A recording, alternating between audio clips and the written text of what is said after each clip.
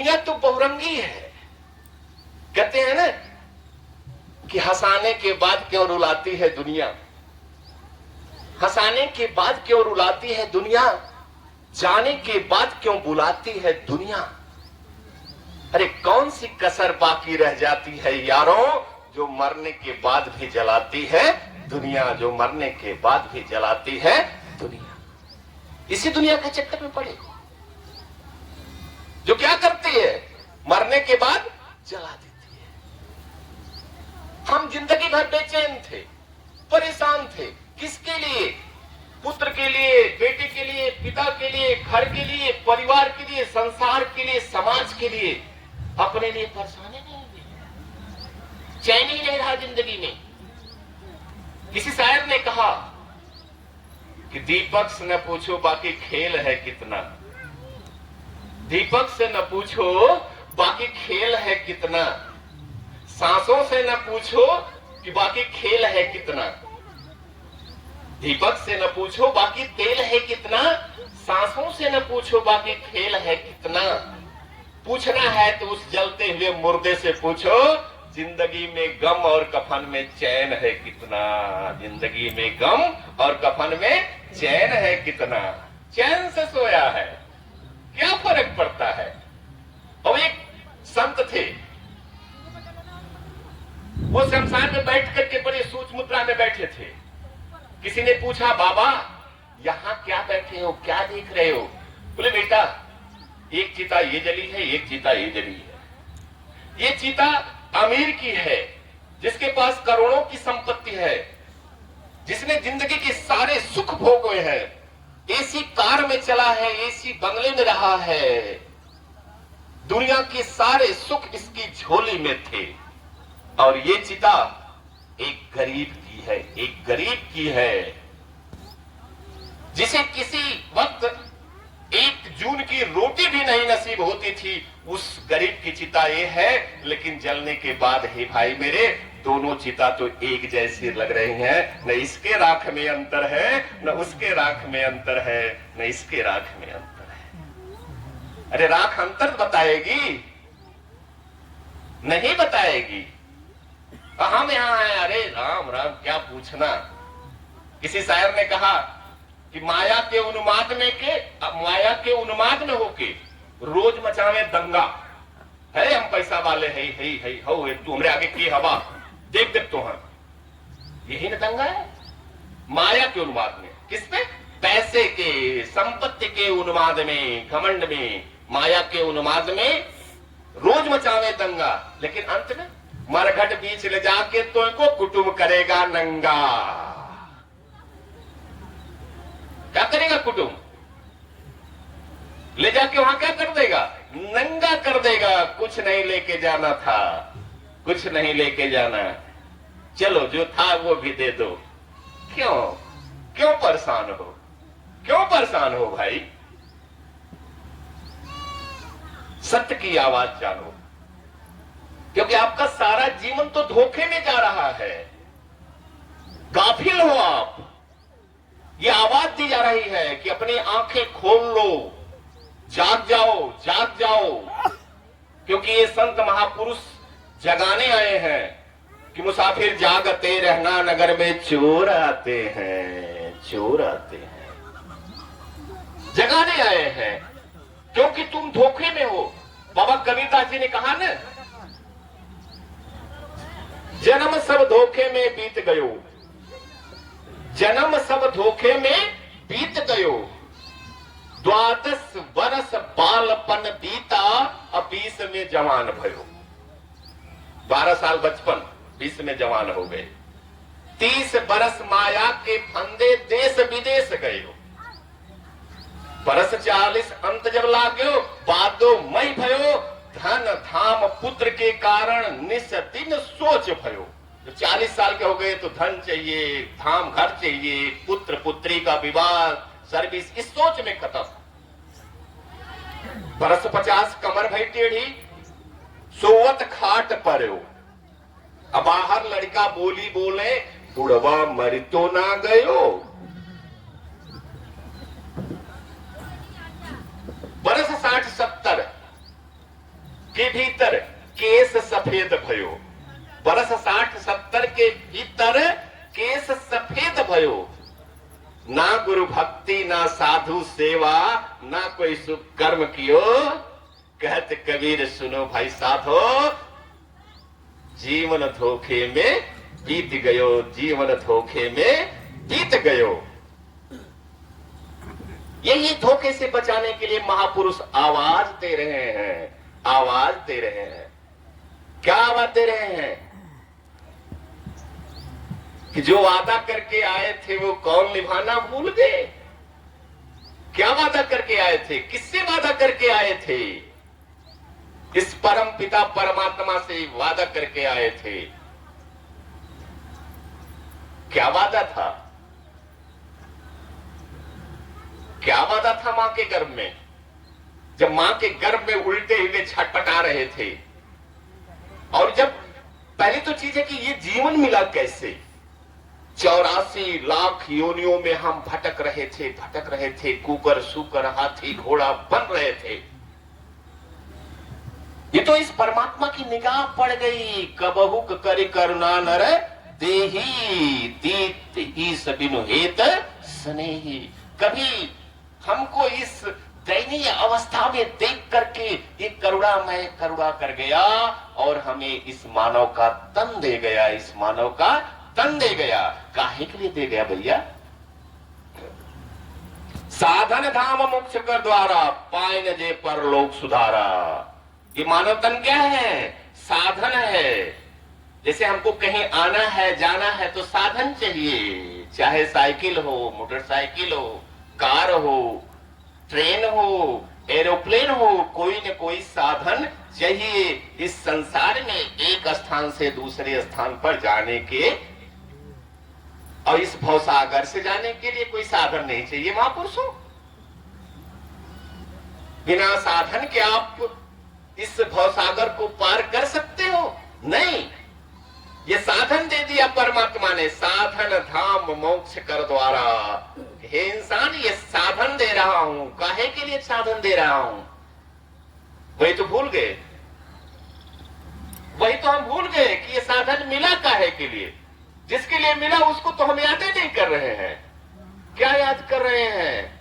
ये घर याद कर रहे हैं, ये परिवार याद कर रहे हैं, ये संपत्ति याद कर रहे हैं, ये समाज याद कर रहे हैं। लेकिन हम उसको भूल गए जिसको याद करने के लिए ये परमात्मा स्वयं करुणा करके, अति कृपा भगवान ने करके दिस अति सुंदर गाया है। हम क्या कर रहे हैं भाई? यही आवाज देना है, यही आवाज देना है कि तू अपने लक्ष्य से भटक गया है मानव, तू अपने लक्ष्य से भटक गया है। क्योंकि तुझे ये तन इसलिए नहीं मिला था जो तू कर रहा है, जो तू कर रहा है इसके लिए तन नहीं मिला था। अरे भाई ये जो कर रहा है यही करना है तो अन्य योनियों में क्या अंतर है? कहते हैं ना, निद्रा भोजन भोग भय या पशु पुरुष समा। तो जब यही करना है तो उनके और हमारे में क्या अंतर है? क्या अंतर है? क्या अंतर है?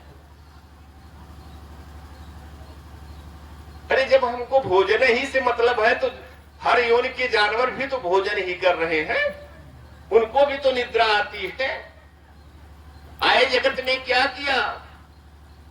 तन पाला की पेट, सहजो दिन धंधे गया, रैन गई सुख लेट, रैन गई सुख लेट। इसीलिए आए थे, यही आए थे। तो क्या जरूरत था कि इतना सुंदर मानव तन पाए, जिसके लिए सीना ठोक के कहते हैं कि बड़े भाग मानुष तन पावा।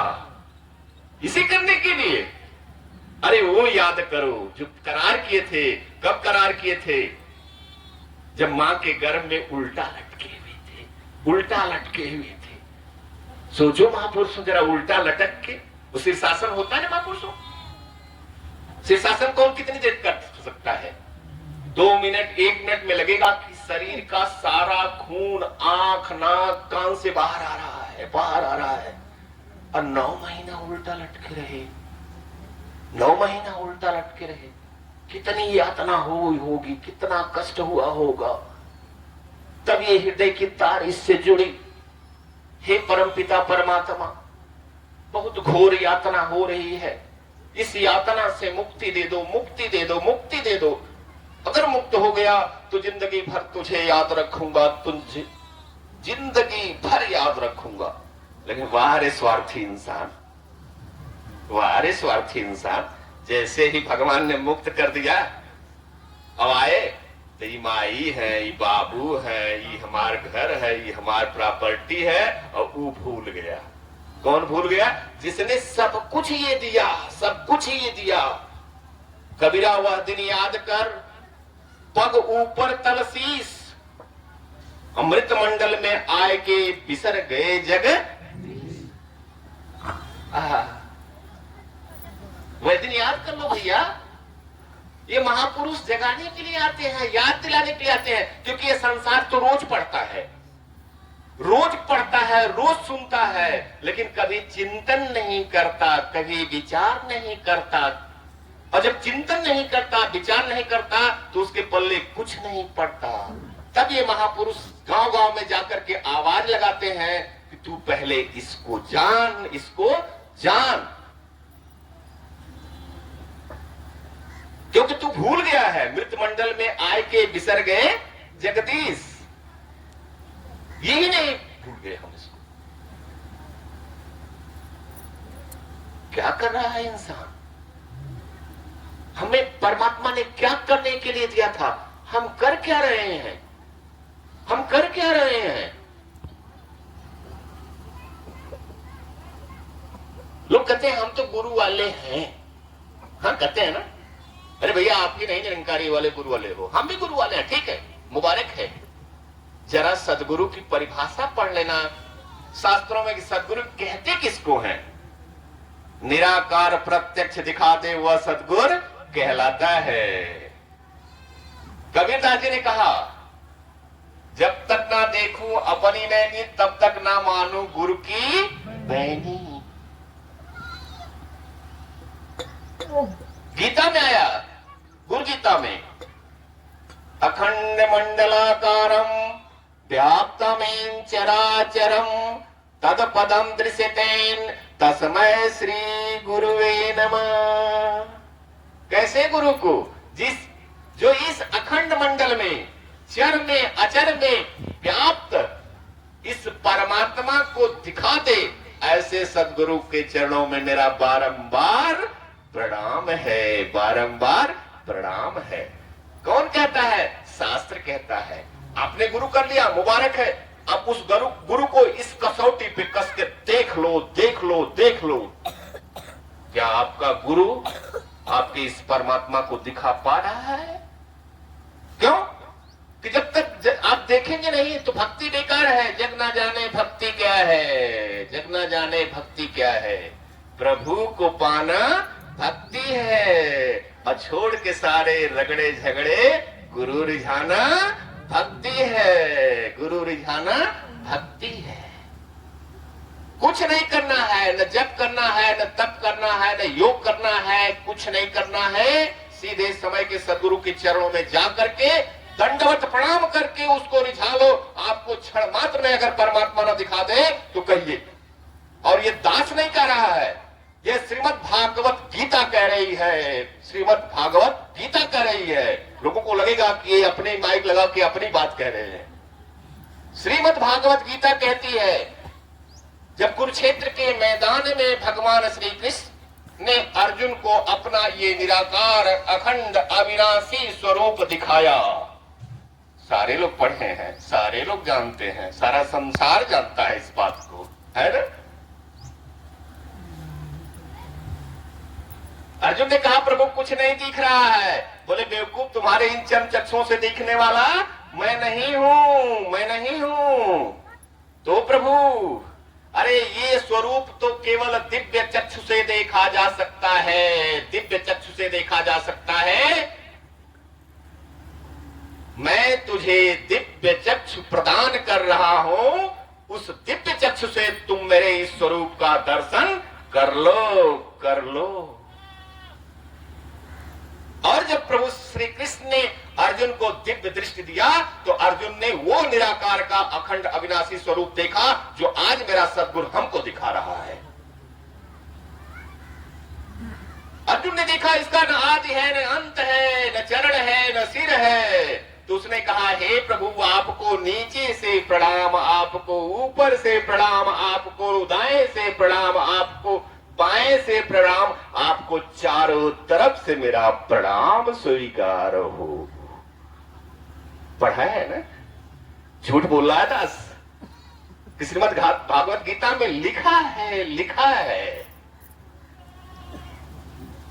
अर्जुन ने एक प्रश्न कर दिया, प्रभु अभी जो मैंने ये अविनाशी अखंड अछेद अविनाशी निराकार स्वरूप देखा है, भविष्य में अगर कोई उसे देखना चाहे तो उसे क्या करना होगा? क्या करना होगा? जप करना होगा, तप करना होगा, योग करना होगा, तीर्थों पे जाना होगा, क्या करना होगा? क्या करना होगा? भगवान ने कहा, सुन अर्जुन, एक सूत्र देता हूं, इस सूत्र का पालन इस संसार में चाहे जब जो भी करेगा उसे मुझे मेरा ये अभी जो तूने देखा है अखंड अविनाशी स्वरूप वो देख लेगा, देख लेगा। अर्जुन ने कहा, प्रभु सूत्र बता दो, सूत्र बता दो। तो अर्जुन को क्या सूत्र बताते हैं कि तद्विधि परिप्रातेन प्रश्नेन सेवया उपदेक्षन्ति ते ज्ञानीन ज्ञानीन तत्त्वदर्शिनः। हे अर्जुन, अगर कभी भी किसी भी काल में कोई भी इंसान मेरे इस अखंड अविनाशी स्वरूप का दर्शन करना चाहे तो उसे उस समय के तत्वदर्शी संत के चरणों में जाकर के साष्टांग प्रणाम करना होगा और साष्टांग प्रणाम करके उसे प्रसन्न करना होगा। उसे रिझाना हो गया और वो प्रसन्न हो गया, रिझ गया तो क्षण मात्र में वो तुझे या उसको ये मेरा अखंड अविनाशी निराकार स्वरूप दिखा देगा, दिखा देगा। आज ये निरंकारी मिशन और निरंकारी मिशन के सदगुरु यही कर रहे हैं जो उस समय अर्जुन को श्री कृष्ण ने करके दिखाया था, वही आज निरंकारी मिशन की सदगुरु माता सुदीक्षा सविंदर हरदेव जी अपने भक्तों को और जो भी इस परमात्मा का दर्शन करना चाहता है उसको उसी स्वरूप का दर्शन कराएंगी जो द्वापर में अर्जुन ने देखा था, द्वापर में अर्जुन ने देखा था।